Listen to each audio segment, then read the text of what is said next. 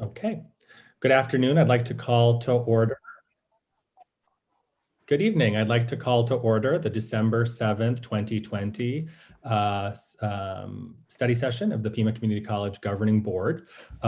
Because Dr. Hay has limited time with us, we're going to move around a few of the items. So we're going to start with our discussion 3.1, the Educational and Facilities Master Plan Update. Chancellor Lambert, if you'd like to go ahead and give us an introduction. Yes, good afternoon, everybody, and thank you for being here. And we're excited to be able to share with you the near final plan for us. And just to give you a little context, so going back to, I believe it was about 2014, 2015 timeframe, we started on the path to create a new vision for Pima. And we're going to create an educational and facilities master plan, which is really very rare in higher education that you would integrate the two. So we were doing something that was also very groundbreaking at the time. And we really were focused on a one aligned future. Now, you fast forward to today, and you'll see from the presentation that much has happened over the last few years. Now our focus is the future of work and learning, but it builds off of the one aligned future piece. So you'll hear some pieces about where we've been and then where we're going as part of that future of work and learning. So I'm going to turn this over to Dolores, who will get us started with the presentation from the Smith Group. Kylie, thank you. Actually, in our agenda, we have Bill, who's going to introduce the Smith Group, and then David and I will be providing some final remarks towards the end. So I'll pass it off to Bill. Excellent. Thank you, Dolores and Chancellor. Chairman Klinko, governing board members and students, colleagues, and guests. And so what I'd like to do is just give you guys a quick overview tying to a few things the Chancellor said and some other things, so then that way that you have a good understanding of what we're going to be presenting to you today. Because we have two new board members that were not part of this.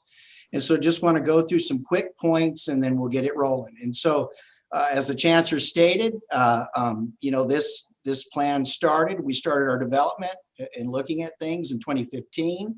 And so our time frame when we looked at this plan was from 2015 to 2025, which is considered a 10-year plan. Now that's not to say that we could expand, that we won't expand it, because we have added some new things as part of our assessments. And actually the last time the team was here, we actually added some new things to the agenda that were not originally what we were doing, but they're good things.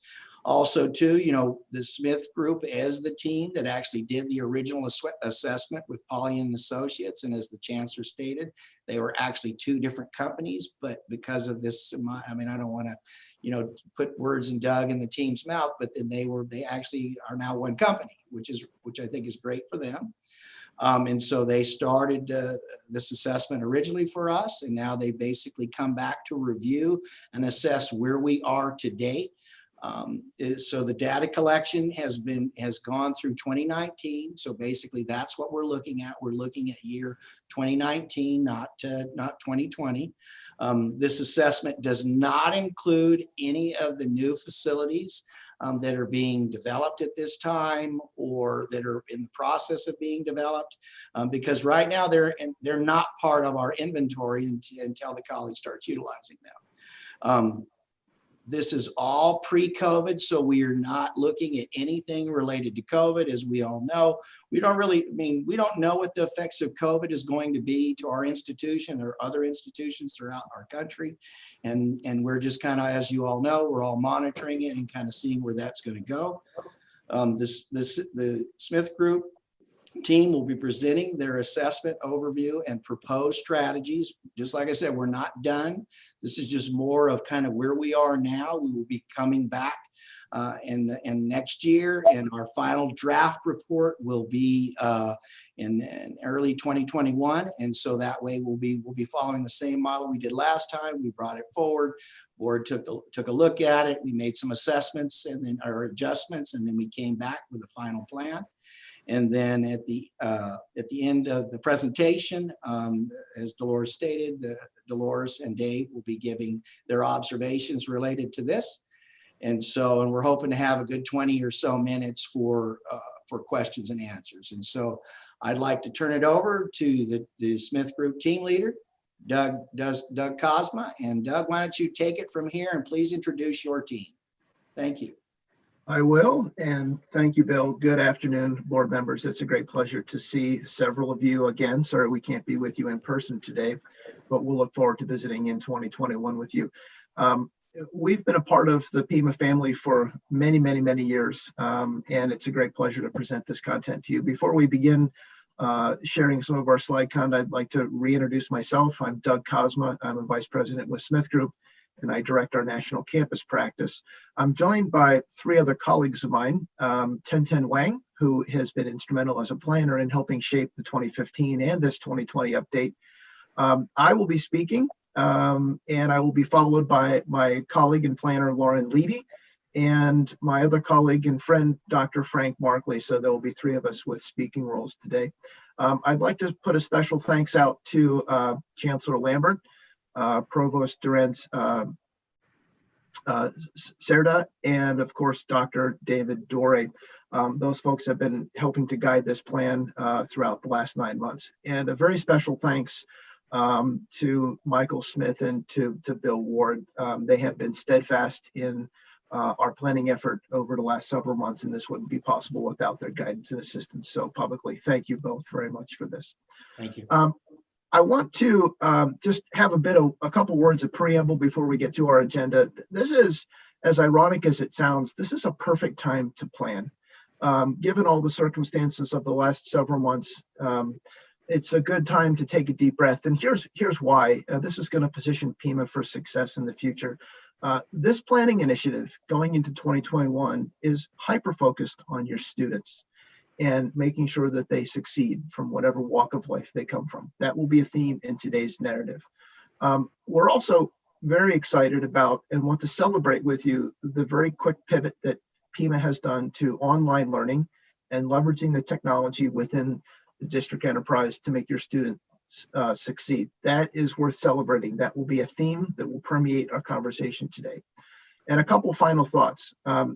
This is about credit production and full-time equivalent students, but it's also about those that generate revenue and need space, that do workforce training, and that need skills to be, and upskilling and reskilling, and about credentials that can be stacked. So we're talking about a new wave of learners into Pima that very much so has shaped all of our thinking.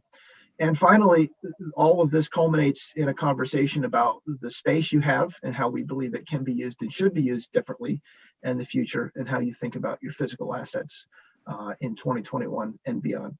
So with that, we have a 3-part agenda. As I mentioned, I'll walk through the first chapter of this agenda. On the left, you'll see that I'll be talking a little bit about the engagement process that we went through, some of our goals and some of the outreach. My colleague Lauren will be talking to the middle set of themes here, which have to do with demographics and analytics. It's a very important backbone of our process.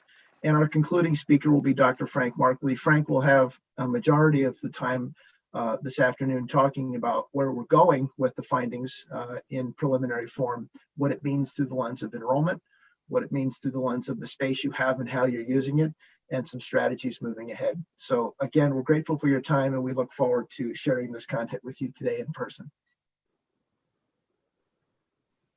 So we want to begin the narrative with where the Chancellor and left off in his opening comments. In 2015, we did something together that many folks in the United States see as groundbreaking and continue to see as groundbreaking, and we're building on the 2015 marriage of the educational plan on the screen and the facilities response to the educational plan. There are 4 drivers across the bottom of the screen. Those 4 tenets still hold true in our thinking. And thematically, it is, of course, about using space efficiently, reducing the cost of running the enterprise, making sure that we're creating centers of excellence, attracting students, and aligning services and programs. These truths underline the 2020 update. And I'd like to pause on this and give a special celebratory shout out to the provost and her executive leadership team. As you know, Pima has been very busy over the last several years working towards a future that is different than where you've been in the past. And that focus is on the future of learning and the future of those that come to you for skills. So on the right-hand side of the screen, this is where we should be paying attention to some of the key things that Pima is doing that are, we believe, best in class. And that's thinking differently about the industrial needs and workforce and industry needs of the people in your service area. And in particular, something called the superpowers. And no, we're not talking about DC or Marvel Comics here. We're talking about cloud and mobile. We're talking about, you can see here on the screen, the Internet of Things and autonomousness. And those things are impacting the way we teach and the way we learn. So in the future, you can see we're talking about skills for a new working learner. We're talking about using work for credit for learning. And for those that are studying, making sure that the gen ed classes are actually relevant and valuable and contextualized for their learning. And the other points on the screen having to do with making sure that this is a flexible pathway to success, talking about credentials, stack credentials, micro pathways. And then at the bottom, thinking differently about the time of day and day of week in which you offer these credits. Talking about weekend and evening offerings, thinking differently about the programs we offer, and acting on this program review that the provost is undertaking. And that means enhancing programs that are working, that are in demand and that are needed, and diminishing or sunsetting programs that are not. This is an important part of our findings. The process that we've been on, as articulated by others, has spanned approximately 8 months. You'll note that we started just in time for the pandemic to close down Pima, but it was a really good chance for us to take a deep breath, talk to a lot of people, evaluate where we're going, and really come out with the resurgent Pima College in 2021. And that looks like, on the next slide, a series of stakeholders that helped shape our vision. Although we're reporting out today our findings and some of our early thinking, we'd like to pay special tribute to those that have contributed, and the voices have been many. You can see them on the screen. I don't need to read them to you, but I will say that this has been a transparent process. It has been highly participatory through executive leadership, through your academic lens and the deans, and those in business and industry, student, faculty, senate, stakeholders, et cetera. This is really something to be celebrated. There's a lot of ambassadorship in this vision, and we hope that today's conversation supports that in your mind. So a couple of other footnotes that are important just to remind us and remind ourselves where we've been. As you know, the college conducted a district-wide survey. This is just an example of one of the topics that there were many that the high participation rate gave us and the rest of the institution a real high statistical significance for the survey respondents. So the things that people said are things that we can really work towards and work against. This particular example was a question about where people would choose to see a consolidated enrollment center. Lots of other survey questions helped shape the thinking of our findings today. A couple of final points before Lauren talks about the analytics. We wanted to share an exercise that we did with the vice presidents and the executive leadership. Although this looks very colorful and a bit chaotic, we wanted to show you this on purpose because this was an exercise that we did to showcase the transparency and the consensus building that this plan represents. On the left-hand side of the screen represented an opportunity, and it represents an opportunity for low, medium, and high impact things. And those things look like programs, those things look like shifting of assets. And we asked the participants to rank these things in terms of what their impact was going to be for not only the district, but for the students. And then across the top and across the horizontal axis are the different assets or locations of where you deliver teaching and learning spaces. So we prioritize the things collectively as a group with their impact, and then we begin to say, where are they going to have physically located in the district their largest impact? This is again a snapshot of where we've been, just to show you that this vision is endorsed by many and endorsed widely throughout the district. So, excuse me, in conclusion,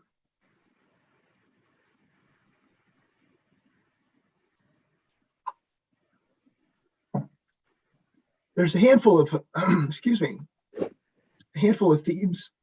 Lauren, could you help out here? So there's a handful of emerging themes that we see as we begin to look at the future planning framework for the district. Thinking about really focusing on enhancing student success, ensuring that we're continuing to establish guided pathways and center of excellence, and also ensuring that we're focused on issues related to equity and social mobility, thinking about all of our students, and really transforming academic offerings so that they speak to the future. In addition, I think continuing to support and enhance student support services. So we're thinking about it through a variety of lenses, the human-centric, the digital culture, and all these variety of modalities. And then continuing to think about customizing the learning experiences and the continued growth also and support of Pima Online and various strategies associated with that. All of this together is really to focus on cultivating and continuing to foster community engagement, relationships with the business industry, our partners, together to focus on optimizing physical space and realigning those with really what we see moving forward and the uncertainty around the post-pandemic realities, to align Pima facilities with the changing space needs that will present itself in the future. So Doug, if you want to add anything. Segue. Okay. No, I apologize, group, for the frog in my throat, but it's a perfect segue to Lauren and some of the analytics that we used to help come up with some of these early planning goals. And I think, Lauren, with that as a segue, let's talk more specifically about some of the demographics and analytics that led us to our early thinking. These are maps and charts. They're very exciting from our perspective, and we hope that you'll enjoy the narration. So Lauren, thank you. Oh, you're welcome. So for the next series of slides, I do want to show a little bit more detail on the key findings from our analysis efforts that were associated with both educational and the facilities master plans. And you'll see these really helped us identify the proposed strategies that we'll share with you in just a little bit as part of this presentation. Really, we started by looking back at the 2015 educational plan in particular. This was designed to span, as Bill mentioned, the 2015 to 2025 timeframe. So we're 5 years in right now. And we started by looking back at the key components that you see here on the left side of the screen that were identified to determine if they still remain relevant today. And we're happy to share that they do, and increasingly so in terms of their relevance. So focus on, continuing to establish guided pathways and centers of excellence, focused on continuing to increase offerings in terms of workforce development, strengthening Pima Online, and as well as our developmental education. And this also is closely integrated with the efforts that Pima County Economic Development has focused on in their 2019 plan that was established, really continuing to focus on the applied technology piece, the importance of workforce development, and this convergence, as you see the graphic on the right is directly from their plan. Convergence of infrastructure, manufacturing, automotive, and really creating, I think, through these centers of excellence, transferable skills that can really help the region grow. We also took a look at the population demographics within the region. Specifically on the right side of the screen, you'll see demographics for Pima County. And what we found is consistent with what was present within 2015, that overall the region is growing in population, but much of that growth is really focused in this 25 to 84 year age range, not so much within what we consider the traditional student age of sort of that 18 to 24-year-old. And then it's further reinforced if you look on the left side of the screen, as we look at Arizona high school graduate trends. What we find is, over the next 10-year period, there's really going to be a continued decline within those that age population, the high school graduates. So what it further reinforces is the importance of focusing on those adult learners, really the age bracket you see here, 25 to 44-year-olds and beyond, looking for opportunities for upskilling or reskilling in the future.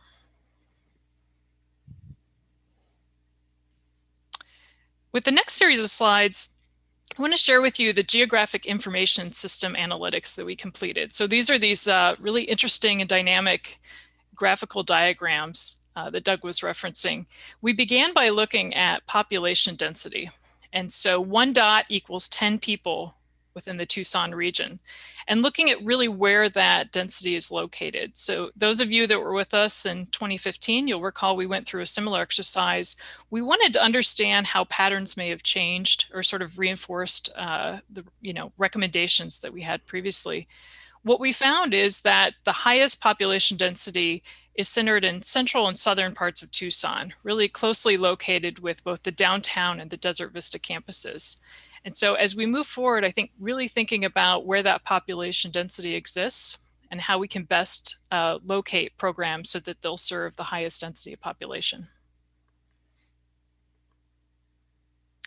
We also looked at ethnicity distribution. This is based on the inputs from the census data. And what it demonstrates is that the Desert Vista campus is uniquely positioned to really service the largest population of people of color. And while this input, the census inputs, doesn't specifically call out or identify the Latinx population, we do know from our other data analytics that Desert Vista continues to serve that population most effectively, I think, compared to the other campus locations. So as we look to Desert Vista in the future, we really see an opportunity to even further expand the student support and success services to ensure that we're really providing those individuals with the greatest opportunities. And as we continue to think about providing equitable access to education, one thing that we need to continue to be mindful of is that not all individuals have access to a personal vehicle. And so what you see here mapped out on this slide represents those individuals that are without vehicles and that are truly reliant on transit to help them achieve their educational goals. We heard this loud and clear in our stakeholder interviews, the importance of transit, particularly the accessibility of the downtown campus for many, many students. And I think it's really worth considering as we look to the future and opportunities to continue to enhance the offerings at downtown, how key that is for the transit services that are offered for many students. In addition, our analytics looked at Tucson economic trends. And so one of the things that we're seeing as we look if you look to the right of the screen, you'll see a chart here that represents the Tucson metropolitan area. This is from the Arizona Office of Economic Opportunity, that there is an increase in a demand for post-secondary non-degree awards. So these are your certificates, your credentials, and also associate's degrees. So those are continuing to increase. So overall job growth is increasing within the region, and we feel Pima Community College is very well positioned to continue to support this growth. We also continued by looking at other external factors such as student preferences for higher education. This is from August 2020 information from the Strata Educational Network. And what we see if you look to the pie chart on the right is that students are really looking for programs and opportunities that are relevant, that are streamlined, that are faster and cheaper and more convenient, and that really have a high value or benefit to their job or career advancement. As you look over on the left side of the screen, what this translates to is a real desire for skills training and those non-degree credentials in the future. And a final important aspect of our analysis that we looked into much more detailed evaluation of as part of this mid-cycle review is looking at adult education. And so the diagram that you see on your screen really speaks to student address data. So it provides one dot represents one student. So these are the students that are currently enrolled in adult education within the district. And I think what was most eye-opening for us is just the distribution of students really all throughout the Tucson region.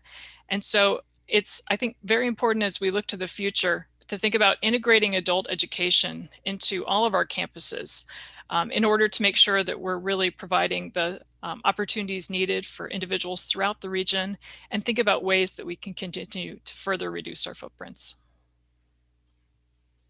So with that, I'll pass it over to Dr. Frank Markley to talk about the planning framework.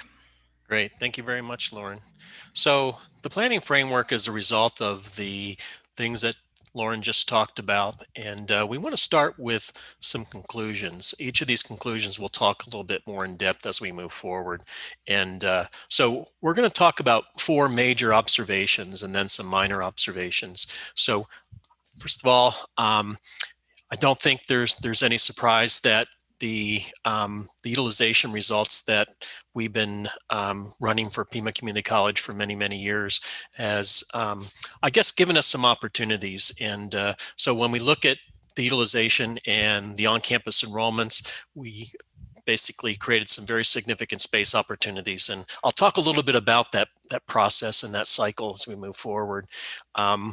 We also understand Pima Online continues to build enrollments, and we think that that's a really positive sign for the future. But at the same time, we also found that Pima Online needs to look at assessing staffing, and there's also spatial resources that are comprised with the growth of Pima Online. The third thing talks about program review, and we looked at each program. We met with each of the deans. We had good discussions with business and industry partners. And there are some programs that through program mergers and activations. And this was a key component of the 2015 Educational Master Plan. And the reason program review is important in implementing or carrying out those recommendations is because a lot of times when you have low enrollment programs or non-productive programs, it takes a lot of resources to keep those going. And so a lot of those resources can be really allocated to new programs and academic initiatives. So we want to make sure that the resources are there for the future and make sure that the programs are relevant to not only the community, but also the students in getting viable jobs. And then lastly, as the Educational Master Plan really talked about, was this continued alignment or synergy with non-credit workforce and credit programs. This whole notion of short-term credentials and micro-certifications, that's really a key component moving forward as Pima continues to build out the downtown campus with the applied technology and the automotive technology and innovation centers. These 2 entities are, even though we're not going to talk much about them today because they're not online, are really going to begin to really define this synergy between credit and non-credit.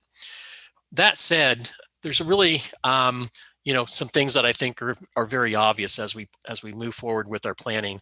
And I think I'm not going to spend a lot of time talking about COVID-19, but we're coming to sort of the end of that hopefully that particular pandemic, and as the vaccine becomes more widely dispersed, but it will continue to be a disruptor, not for just PCC, but for two-year institutions across this country. And one of the things I think in terms of strategy talks about the different types of courses, hybrid, high flex, live stream formats. I think that's you're going to see as a wave of the future.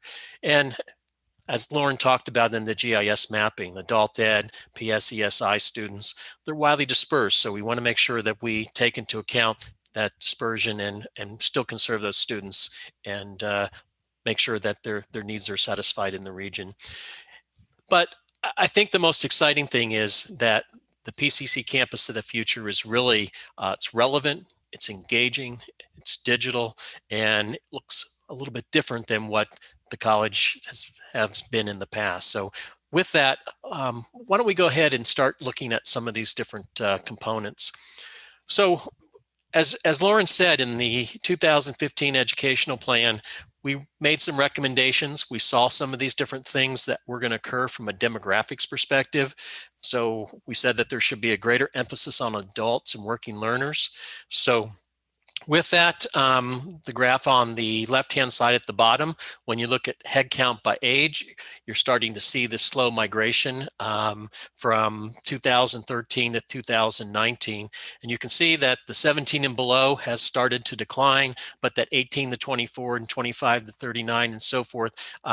So with this, you're starting to see a little bit about that Pima's beginning to focus more on the more of the 18 to 24 year old age population and their needs and these workforce needs.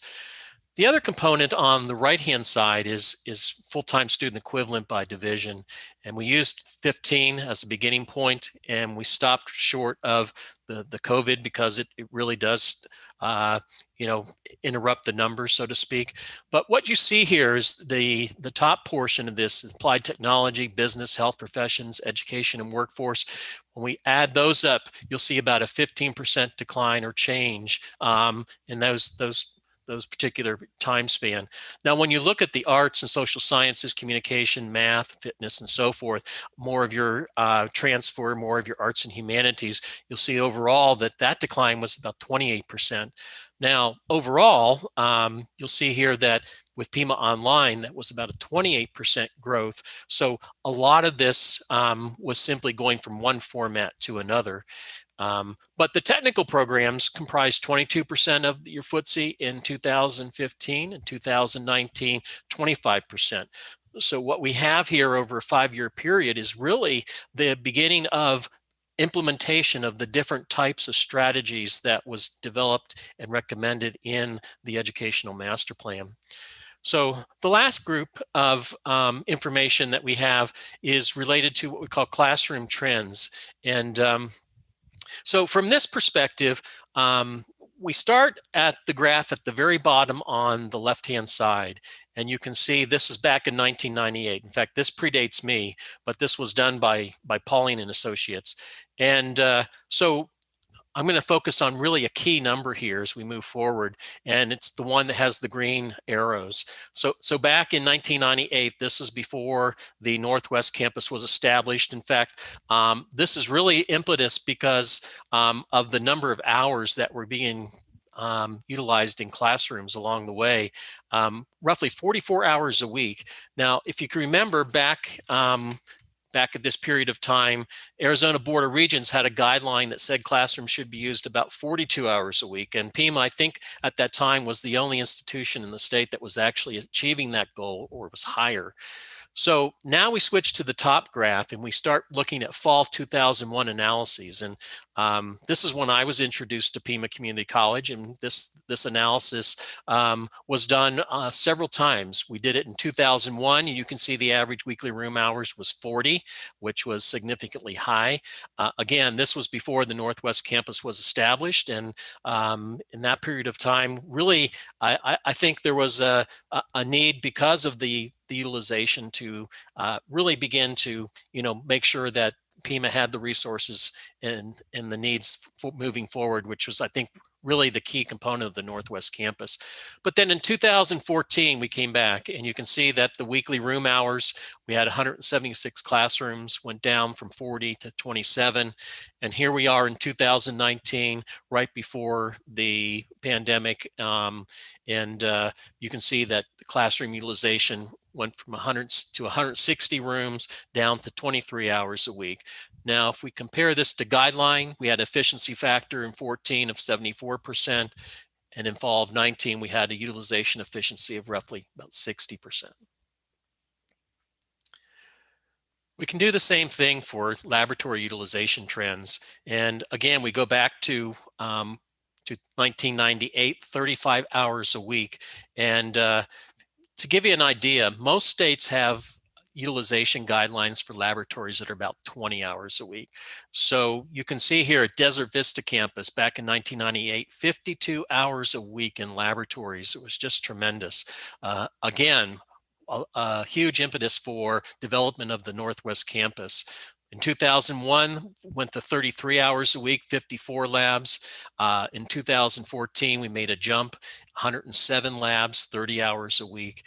And here we are in 2019, 99 labs and roughly 24 hours a week. So you can see here in terms of the overall efficiency, we still had great efficiency in 2014. That efficiency has started to decline in 2019. So if we start to summarize some of this, you can see between 2015 and 2019, 2015 being the beginning of the ed plan and the facilities master plan, the amount of building assignable square feet. The only difference between those two numbers is Pima decided to sell off the community education center. So you'll see a little bit of decline in assignable square feet. The full-time student equivalent, as you can see here, has gone down. The AS FTE, or the assignable square feet per FTE, because the building ASF has remained relatively stable, or that the FTSE is declining at a higher rate. You'll see overall that you were 83.2 assignable square feet per full-time student equivalent. In 2019, you're 87.7 assignable square feet. It's increased slightly. But then the last one, classroom efficiency, 74% in 15, roughly 60% now, roughly a decline of about 19%. So as you can see, a lot of our strategies are really going to focus on, how do we rebalance this? How, what can we do to help rebalance some of these figures and bring Pima back into line with some of the things that we need to do. So the last thing I want to look at from a space planning perspective is what we call the space needs analyses. And so this is a campus summary. This includes only the 5 campuses. It does not include any of the new space on the downtown campus. So from this perspective, what you see here is offices, teaching laboratories, classrooms, social study. Each of these are what we call space categories. And each of these space categories has a guideline or a standard that was developed as part of the 2015 Educational Master Plan and the Campus Facilities Plan. So the green bar is guideline assignable square feet. The blue bar in the graph is existing assignable square feet. So if you look at just the first few, you can see that there's a pretty big discrepancy simply because of all the things that we've talked about. Pima online growth, reductions in full-time student equivalent, a variety of moves that really put Pima in a little bit different space than they were now. So you can see here that office space, teaching labs, classrooms, social and study, for the most part, are the biggest users and have the most capacity of space moving forward. So those enrollment declines, move towards Pima Online, have created space capacities among the 5 campuses. Now, this does assume a moderately high level of operational efficiency, and that was one of the goals that was established early on in the planning process. So this operational efficiency really needs to be looked at as we move forward, because if you balance that with the needs of students and their ability to access classes and to get what they need at the times that they're looking for it. So that's definitely a delicate balance that we have to keep as part of this process.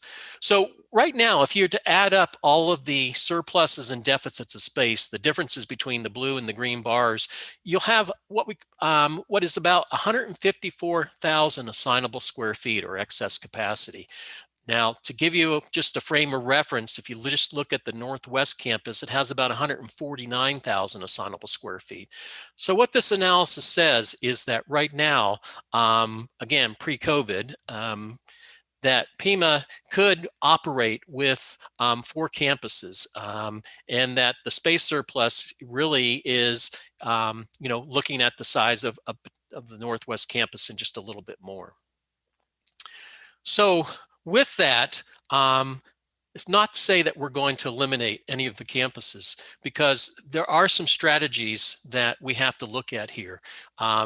This is a process. And so when we look at the trends, the demographic, economic, technological trends, state level initiatives, Arizona achieves the 60 by 30 components and the impact of enrollment programs.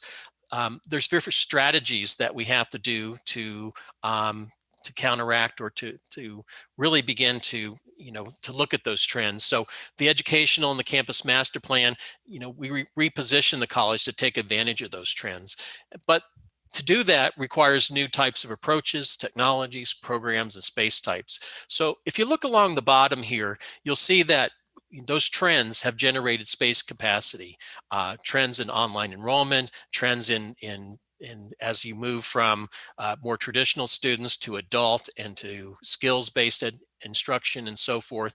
So we also know that the pandemic's created a new normal. We have the higher education components that look at delivery of more virtual and more high flex types of courses, focus on skills and working learners. Now those strategies, you can see here, centers of excellence, guided pathways, the Achieve 60 AZ, partnerships, workforce development, course modalities, virtual services, seamless transitions. all of these are require different types of space. So you can see as we move to implementation, the campus of the future, and what does that look like?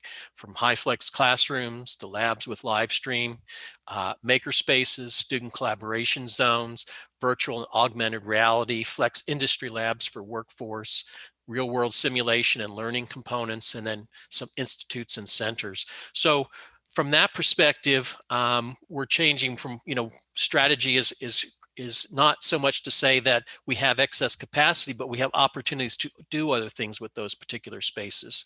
So the first thing that we want to look at is reduction of physical capacity.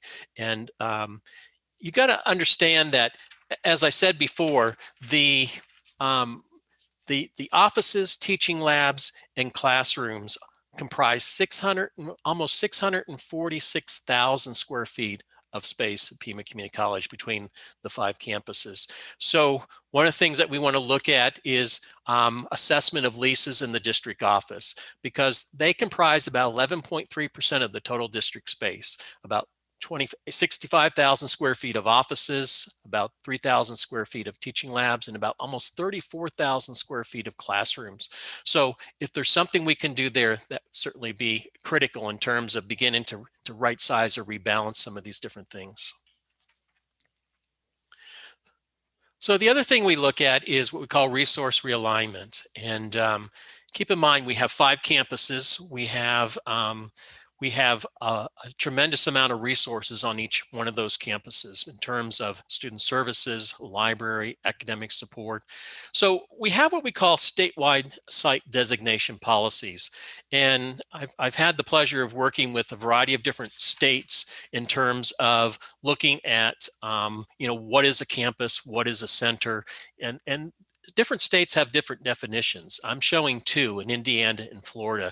These are 2 studies that we did, Florida more recently and Indiana just a few years ago. We've also done studies in New York, North Dakota, and Georgia. And what this does is that it takes a certain FTE to develop a campus or a center or an instructional site. And so what we're saying here is that not so much that there's different types of policies for different types of sites. So if you look at Florida, for example, where I live, to be a campus, you had to have 1,000 or more footsie. Anything less than that, you were a center. And it had meaning because a center did not have all of the full plate of student services, academic support, library, and so forth. So this is one way that you can make sure that the services and the things that are provided are in line with the enrollments. I say that because when you look at Northwest campus, it's got 636 annualized footsie, where the West campus is more than double that. So some of your sites are potentially looking at streamlining. So the strategies that you see on the right-hand side, when you look at strengthening downtown and west, we believe that those are your key anchors for delivery of student academic support services. And when we say that, we mean in person as well as virtually. I think it's also important that you build programs and support services at Desert Vista, because again, as Lauren showed in some of the GIS information, that is a tremendous asset and warrants access for underrepresented and first generation groups.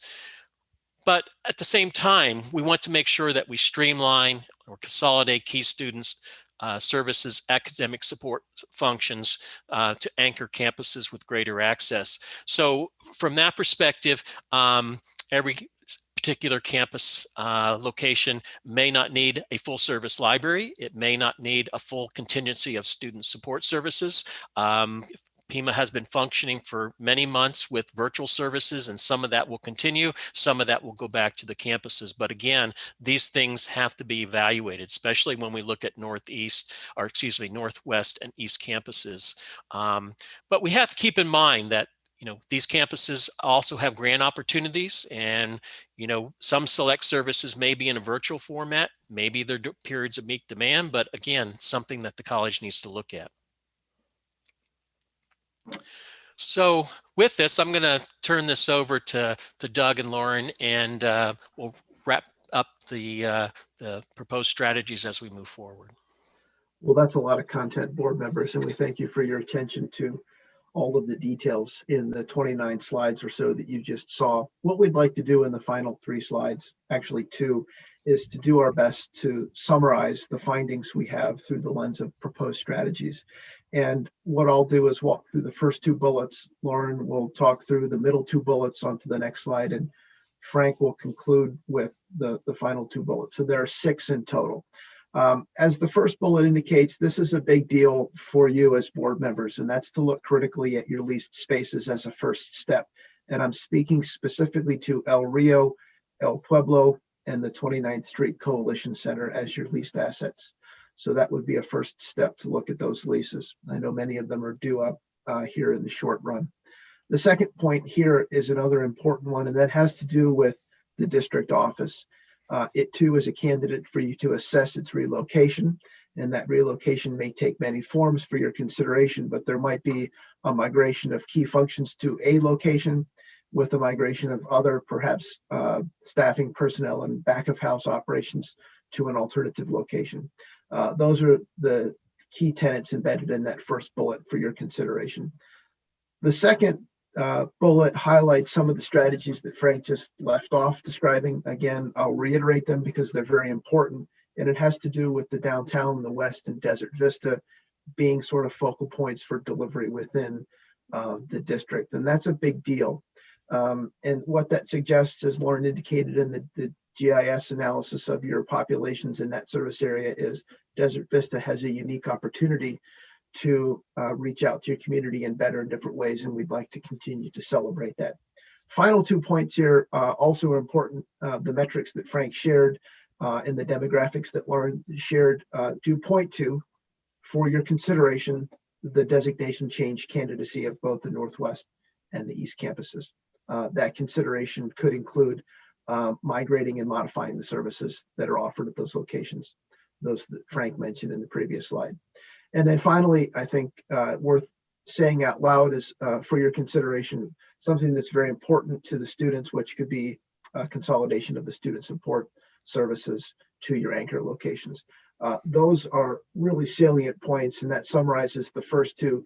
Lauren, why don't we talk through the middle 2, and then Frank, you can conclude with the final 2 proposed strategies. Absolutely. So the next proposed strategy really focuses on enhancing our digital and virtual strategies, enhancing those offerings throughout the district, ensuring that, as you see within the next sub-bullet, that we have the type of classrooms that really allow for both in-person and simultaneously remote learning, such as the high-flex classrooms, ensuring that we're offering content capture and streaming. Continuing to strengthen in the next bullet, you'll see Pima Online, really helping expand the reach of Pima Online. Thinking also about the existing classrooms that we have. We have active learning classrooms, but can we expand the flexibility within them? And finally, ensuring that we also are enhancing our instructional technology standards. And this is an aspect that we're looking at as part of this as well.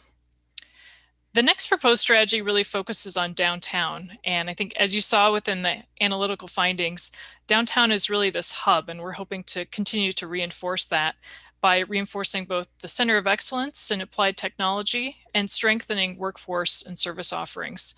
So the first 2 bullets that you see under that, the sub-bullets, really speak to continuing to migrate compatible programs such as the pre-engineering program or adding components related to IT to further strengthen the Center of Excellence in Applied Technology, really create this hub that we're referring to.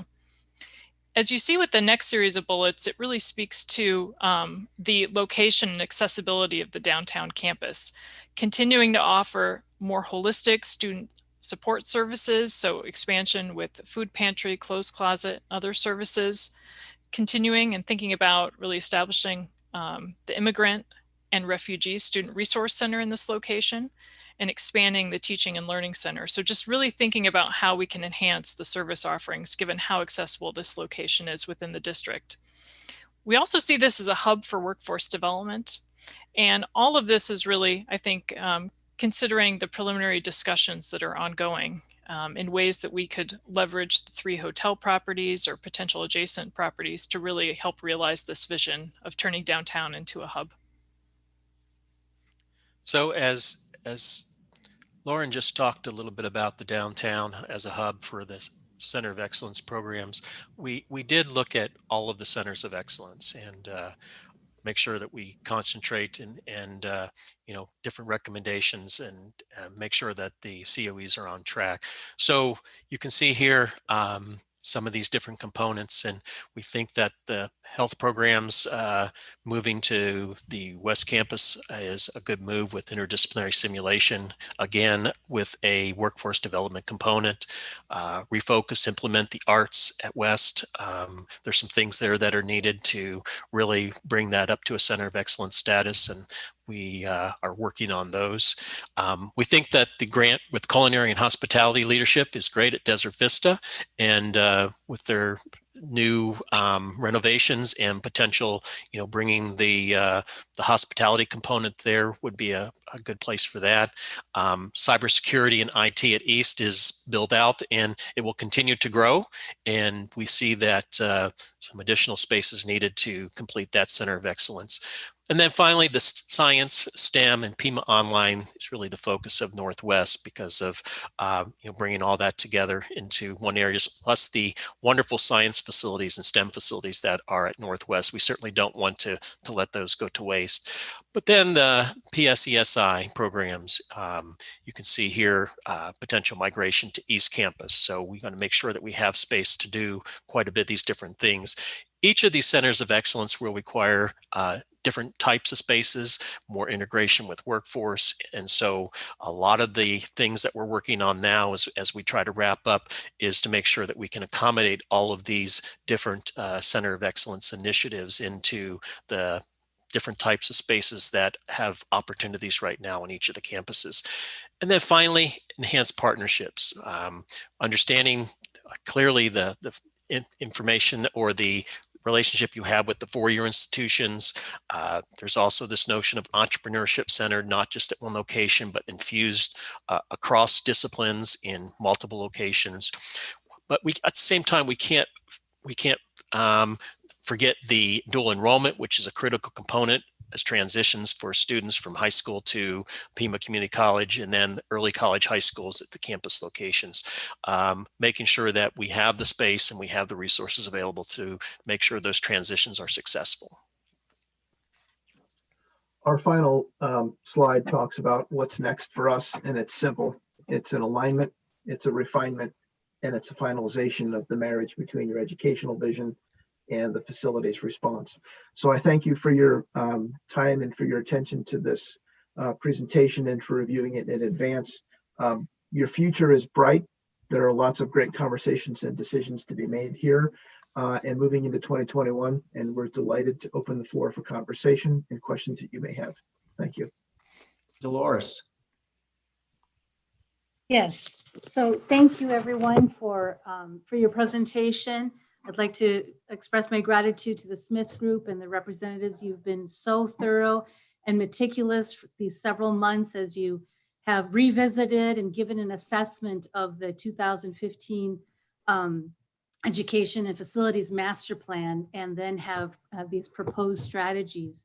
I really want to thank you, and also Bill Ward and his team, Michael Smith, David Doré, and of course my team under Academic Affairs. So this is, as I said, and as Bill mentioned at the beginning, this is revisiting and assessing and providing an update, comparing the past 2015, and as you can see here in the slide, of 2020 and where we need to go. So COVID has really accelerated what we were already planning in our approach. And as we had mentioned, equity leading to social mobility, innovation, which is the future of work and learning, so that our programs are relevant, that we're engaging with the community, and that we're ready for the digital and virtual world. That also means that we need to be flexible and adaptable. And COVID has really forced us into that mentality and application of it, definitely. So as you can see to the right, I just wanted to reiterate what was mentioned before. Really, Pima needs to be student ready. Gone are the days that we expect students to be college ready. We, as members of the community and the heart and soul of the community, Pima College has to be ready for our students and to prepare them for the future, for their work, for whatever their plans on, if they plan on transferring to a four-year institution. So as you can see, the shift of our customer base is to meet those challenges, those digital virtual challenges. And that includes Industry 4.0 and the 4 superpowers. We need to upskill and reskill our working learner, as well as having apprenticeships and contextualizing the gen ed courses. We've done that with our iBest, and it's been super successful with those students who have taken it. So we need to scale it up and move into the gen ed offerings as well. Universal design, we've been talking about this for the past few weeks, actually, since we're partnering with the Community College Growth Engine Fund. The importance of having both pathways to micro-credentialing, and also not only forgetting the liberal arts, but we need to emphasize the liberal arts and bring them to the technology and work together, because the human aspect of technology is incredibly important, and we can't lose that as well. We have to act on the program review findings. So this is a new aspect of the HLC standards. Of course, program review has always been there, but it was expected and assumed that we act on those findings, but not always have institutions done that. So HLC is making sure that we do that. So we will be doing that too, because as we mentioned before, we need to enhance and make certain programs robust that have really shown growth and where the trends are moving, and then revisit and reassess the other ones that perhaps need to be sunsetted. And then, of course, with COVID, we've seen a drop in enrollment. And unfortunately, it means a lot of our students of color. And probably because they're having to make a choice between working, providing for their families as essential workers, or studying. So that means we have to adapt, again, be flexible and adjust our scheduling. We have to be ready for their schedules.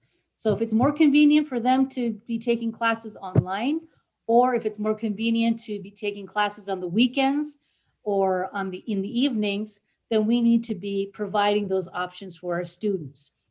We need to be flexible in that sense.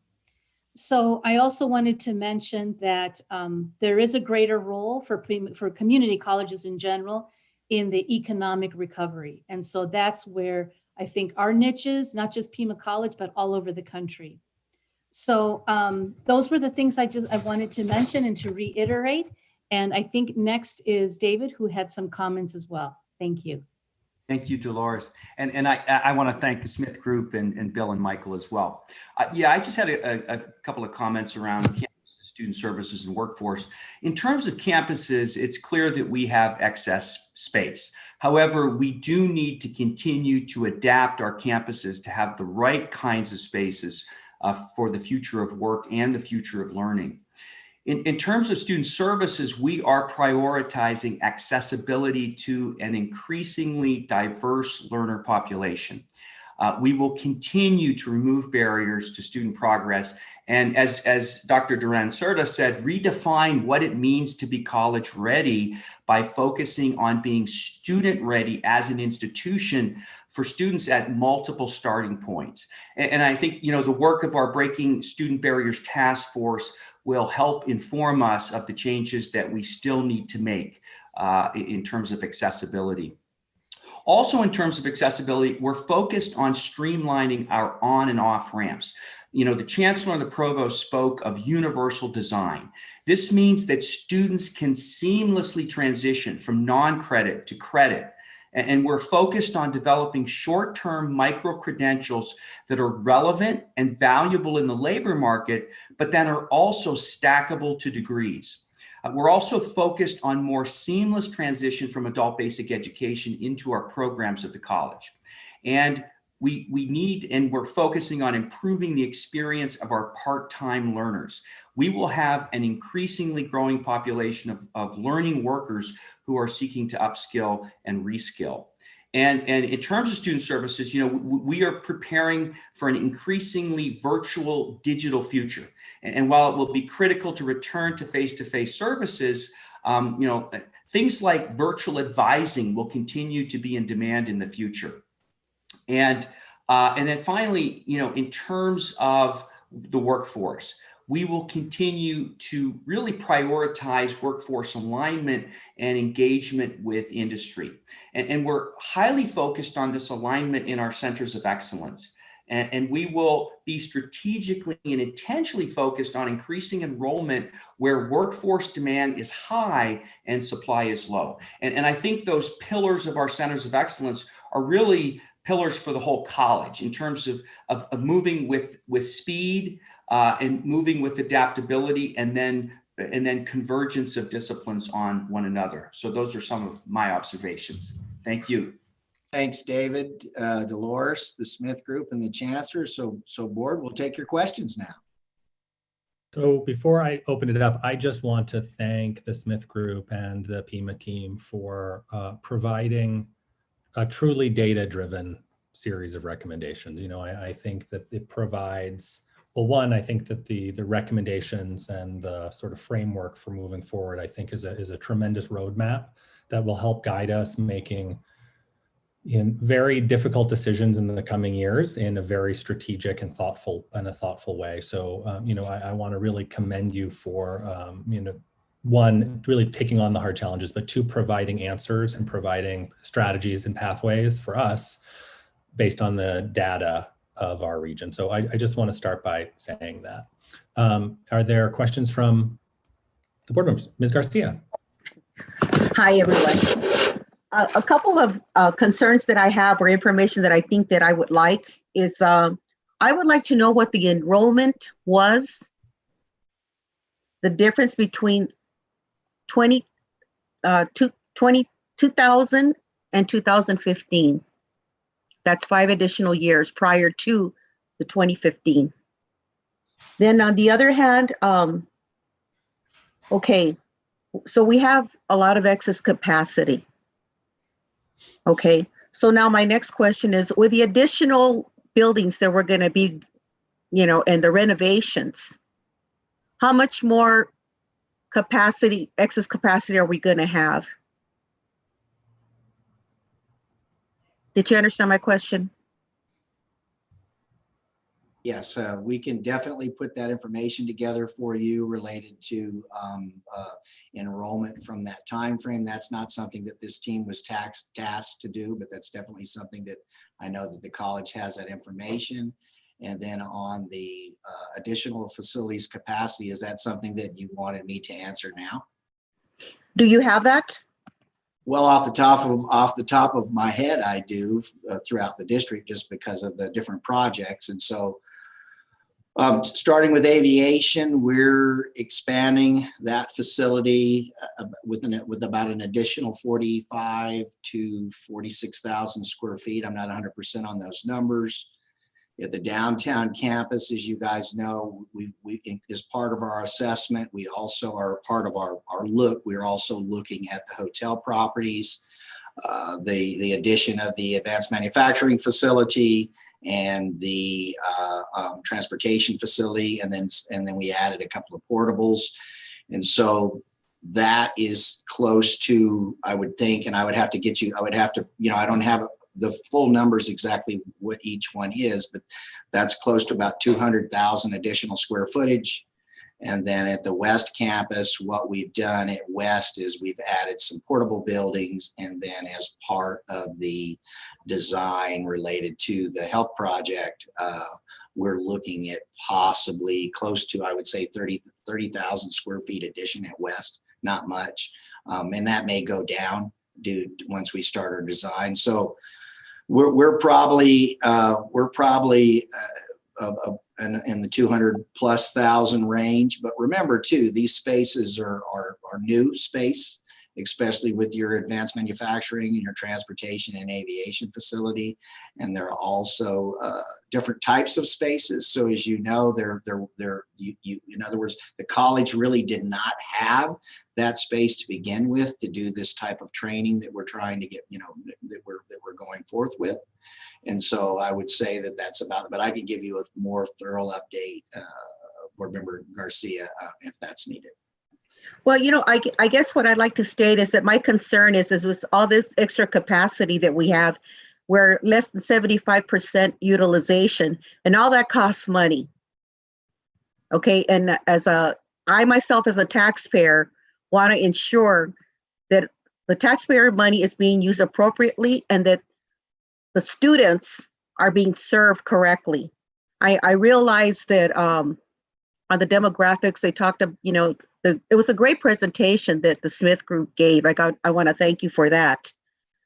But the other part of it is that I don't really see like what kind of real services are we going to be getting to the students, giving the students so they can access the education. So, it's really difficult to see that we're growing and we're building. And I understand that it has to be a different type of design for what we're trying to accomplish in this education we're trying to provide the students. But I think we really need to look at the total utilization of all our buildings and not just have them out there as access or just as leases. Yeah. So please, just consider that. And I would like to see some other options in the space utilization. It's a lot of, more cost effective as well. Yeah. Board Member Garcia, we would definitely be bringing, as was stated earlier, this is just a snapshot of where we are today. We will be definitely bringing a draft plan in front of the board and then hopefully eventually approving it. And one of the things to say too is just for the board to understand is I understand the issues with the space, but at the end of the day, one of the things that we've been doing as a major part of this plan is to ensure that we have the right type of space. Correct. And as you guys know, just take the ST building at the downtown campus. Just in one facility, one little building, we were literally all these years have been doing training related to automotive, related to your trades, related to machine tooling and others. And then now automotive is literally going into its own facility. And so at the end of the day, I think the college was trying to do the best it could with what it had. But as we all know, in today's times, that we're trying to build, and sometimes you have to build it in a sense, build the new space before you can start tearing up the old space. And I think that's the mindset that we've come with, but definitely we hear your concerns and we'll ensure that that's addressed and that information is provided. Next, we have Dr. Thank you. Thank you, Ms. Garcia. Dr. Hay? Thank you, Chairman Klinko. Chancellor Lambert and Bill, how do we, when we say total square foot of space, that's one thing, but the square footage needed to learn how to fix an airplane in a hangar is a lot. That's right. And the square footage needed to fix a tractor trailer rig is a lot compared to the square footage needed to learn how to put it in an IV line.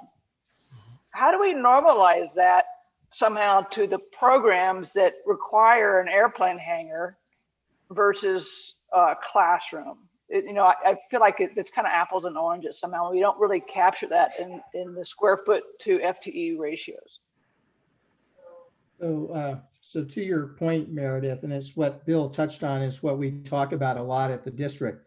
If we're going to start to balance our mission, where we're trying to strengthen the workforce side, then our current facilities are woefully inadequate, regardless of how much square footage we have. That square footage is woefully inadequate, and much of it is not usable for these purposes. So that's one of the premises we have to come to accept. And that's what you're seeing the evolution now leading to, is that reality. So obviously, as you pointed out, aviation is a classic example of this. There's just no way. to do more in the current space, and even the current space is large, right? But to double the size of the students, and we've already done the research that we can double the size of the student body if we had the space to do it. Yep. And that's also true in some of these other program areas. So what you're going to see, even though enrollment's been sliding, the enrollment opportunities are in areas that we don't have the facilities in which to attract the students. So over time, we're going to start to see a reversal, but it's more focused on the adult learner side of the population, more of that incumbent worker training as part of that. But you got to have the facilities to do that. And so that's part of what's driving this. So we're going to have to get bigger to get to the right size. And then to get to the right size, a lot of that we're going to pick up through partnerships. So that's why, the Catholic U is an example of that partnership. We're talking to other four-year universities as part of coming into Pima as an example of trying to maximize the utilization of our space. So just a follow-up, if I may, Chairman Klinko? Yes, Dr. Hay.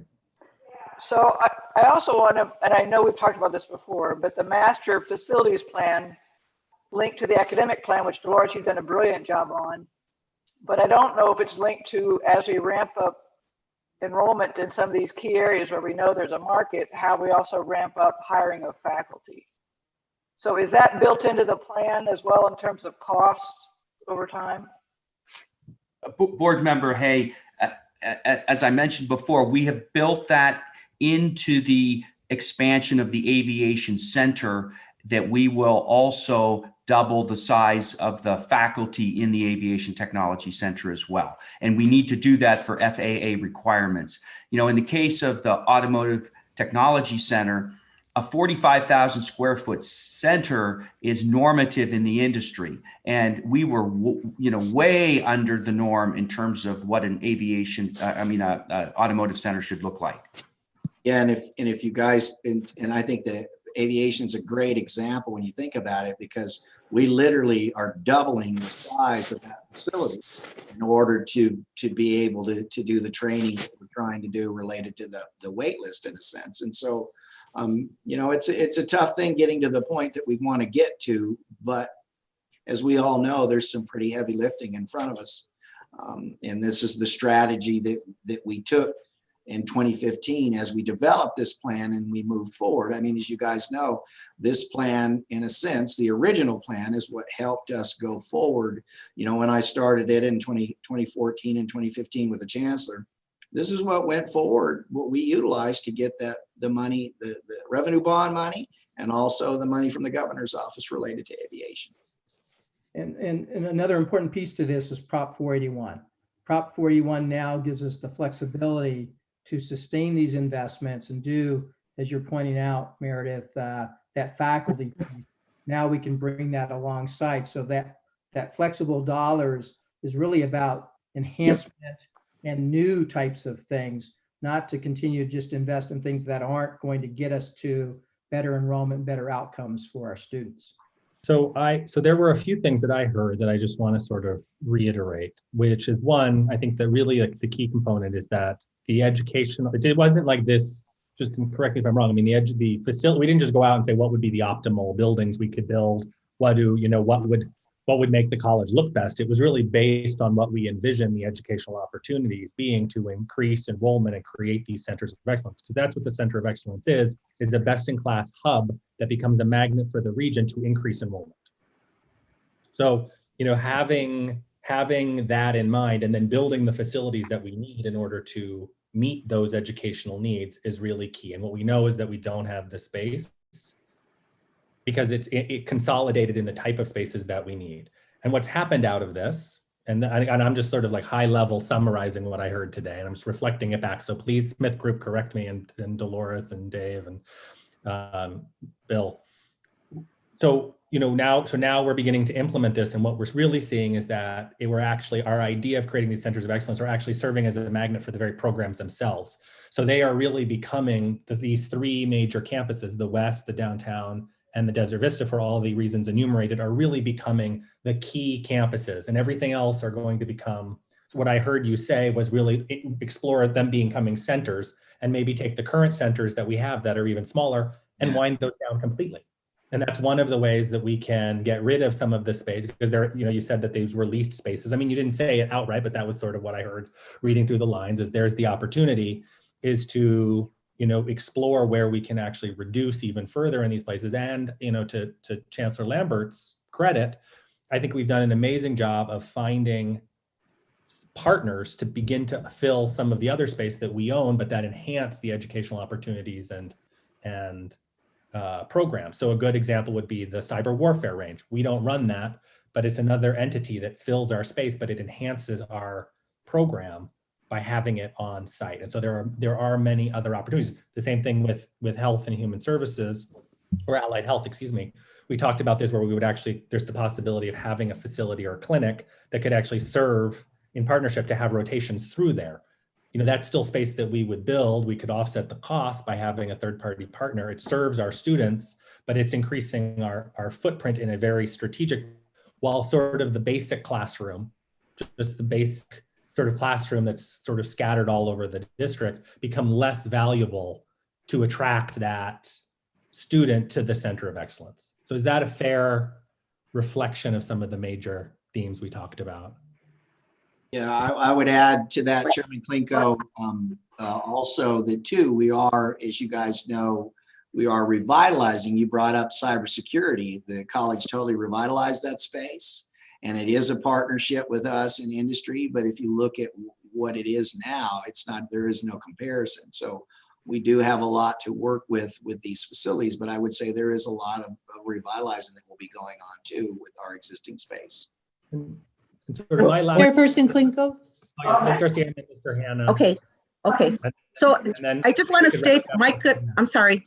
I just want to state that one of my concerns is that, since 2000, enrollment has declined at least 1,000 a year, if not more. And it continues to decline. And with a pandemic, we're seeing probably a 17% decline. And I believe, and I think most people will believe, that most of the classes are going to be online. Yes, I understand that the allied health, I think that's they're going forward, and even the aviation, with that kind of training, that you need the bigger space. But I just think that we need to be a little bit more careful overall about what we're looking at and what we're buying into and what we're building. Okay, I'm just giving you my point. That's how I feel.